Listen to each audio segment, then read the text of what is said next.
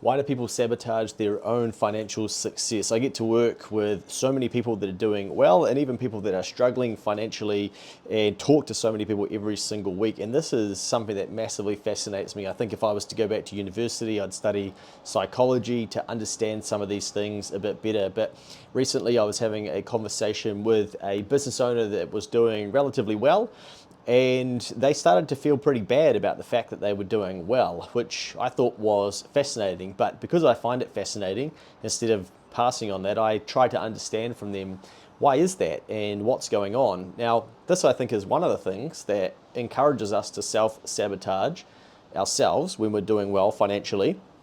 And for them, it was that they were doing a lot better than their family. So they started to feel bad for how well they were doing compared to their family when they started to look at their life versus how they were brought up, and potentially the struggles of their family members. So I'm sure a lot of people would be able to relate to that. So instead of going on their journey and making the most of the success that they were having, they found it more comfortable to try and please the family members via giving them money or buying things for them, and meaning that they didn't have the money, so that they didn't feel as bad as about how well they were doing. And that's all good and well to a point, and it almost sounds like it's very nice and noble of them to do that. But unfortunately, business is one of those beasts where if you don't understand everything that's going on, you can have unexpected costs. It could be tax that you haven't prepared for, ACC expenses, it could be wage increases, it could be a customer who doesn't pay, it could be a client who disengages with you and whatnot, and all of a sudden everything that you thought you'd built is on shaky ground. And unfortunately, that's what happened for them to a degree, where they had spent a lot of the money that they had made and done that to try and keep family members happy, or more actually to keep themselves happy that they weren't feeling bad of how well they were doing. And now it was time to pay some of these other debts, and they didn't have the cash to be able to do it. And I think it's very worth pointing out, because I think a lot of us, when we start going beyond what has been comfortable or normal for us, we can do shit to try and take us back to what was once comfortable.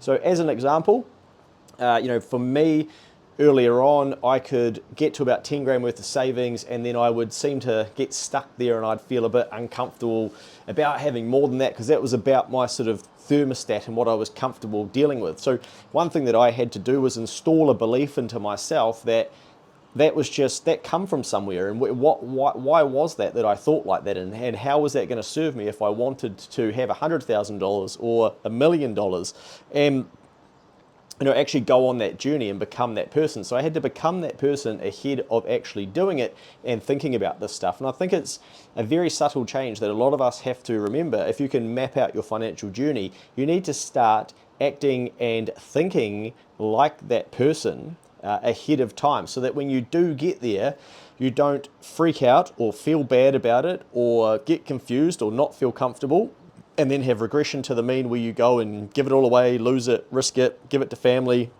and then go, shit, now I'm left with nothing. So I actually suggested that they go to their family and ask for some of the money back, but that's very hard to do. Easy for me to say, giving advice from the outset, from the outside, but that's probably very, very confronting for someone to do in that situation. But I think for a lot of us, we need to tidy up the way that we think about money and wealth, and then we can go on a better journey with it, because we're holding on to shit that doesn't actually help us. So in that situation, yes, everybody has a different form of family dynamic and wealth and income, and that's just how life is, So you have to come to peace with the fact that you may do better than your siblings, you may do better than your parents, you may not. You may inherit money, you may not, others may not, your parents may, you may not. Everyone's life is very different, and by simply thinking that it needs to be repeated with how they've done things, then that can be very dangerous. And one thing that I see a little bit of is that people repeat their parents' patterns. So as an example, I was speaking to somebody else, and they were telling me about how their parents loved debt and loved consumer finance, etc., but they never had any money. Well, why do you think they loved debt and buy now, pay later credit cards? Because it was easy to get that, but they were negatively attached to money, and then that then for this person scared the shit out of them about debt, and so they tried to live without that. But the parent continued on down that path, and they saw how damaging and destructive that could be. And as they learned more and stayed away from debt, they were conflicted about how tough their parents' life could actually be into the future based on the choices that they make, and the sort of YOLO and the will access easy credit and whatnot. And then this person understands shit that can be really dangerous. So this is psychology and money is a very, very fascinating part of your financial journey, and I think it's something that we don't talk about enough because it's hard and it's different for each of us, and we're not great talkers in New Zealand as well. So then we don't talk to each other about like how we see these things. But some of the notes that I'd jotted down, I see people who they don't believe that they deserve their wealth. Now, that can take 10 minutes to unpack on its own, but they get ahead of where maybe their family has, or maybe they once thought they could be, and then they think that they don't deserve it, so then they self-sabotage it. Why would we believe that we don't deserve it? It just seems a little bit silly, So you've got to set the right beliefs ahead of these things happening. The next one here is that they chase instant gratification. So what I do often see in business, we'll have what we say to clients in the trade space, for instance, is we'll say, one good month in business isn't a year in business. So one good month in business doesn't mean you go and buy the Ford Ranger. But we want to tick up 50 to 80 grand worth of vehicles straight away to reflect the fact that we're all of a sudden doing quite well. Well, doing it consistently for 12 months is very different to doing it for 1 month. But there is so much cheap and easy credit in this day and age that it makes it very easy to do that. So we go and reward ourselves ahead of doing a long period of work because we expect it to continue on like that. So I had a good month, I think it'll keep happening, I'm going to go put myself and the balance sheet of my business under financial strain, and I'm going to borrow a stack of money and have a vehicle that I would never be able to pay for upfront in cash. But that's very normal to do now, and we do that in our individual personal lives as well, and then it flows through to consumer finance. Harvey Norman, I shouldn't name them, but the marketing on the front of a paper, spending $1,000, get $100. Shout out to them. I know that they actually watch them from time to time. But we then go, okay, that's normalized as well. And then we use more credit because we're doing it in different areas of our life. So we're chasing instant gratification. I have a lot of successful clients that could buy shit outright with their money, and they go, you know what, I don't want to use my money for that. Then you have people in the middle that go, I kind of understand both sides, and they'll go, well, I might still take the debt on. I know I could pay for it in cash if I wanted to, but I'm going to deploy the cash into getting a better return. But a lot of people who simply finance things, they believe that they're this person. They haven't actually earned the right to be that person yet, but they're trying to, I'm thinking like that, that's what I'm doing. I'm using other people's money and stuff. Sounds right, but are you actually that person that could get to a point where you could build a stack of cash and go and buy something outright? It's a very different person to someone who can do it is very different to someone who thinks that they can do it. It starts with the thinking, but you've got to actually prove that you can do it. The next is avoiding responsibility. This probably comes back to a bit more psychology. So, we do the classic blame, excuse, deny, government, economy, inflation.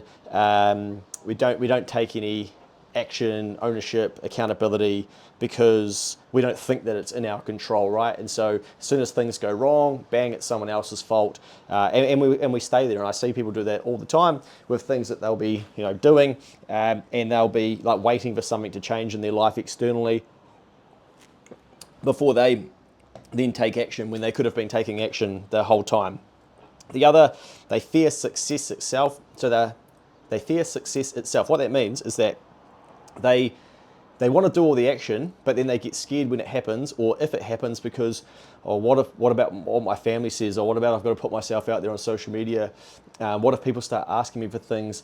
You've got to be careful. You've got to keep your head down in New Zealand. So all the little things like that get planted in people. Better to keep a low profile. You don't want anyone to know who you are, where you live, all this sort of stuff. People go, oh shit, you don't want too much attention.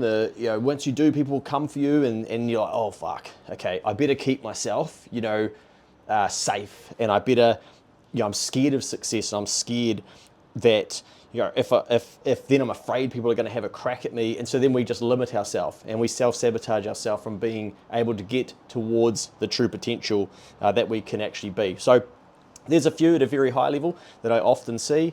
Let us know what you've seen throughout your decades as well, and let us know if there's been something you've had that's got in the way before and you've managed to get rid of it, because maybe someone could learn from that as well.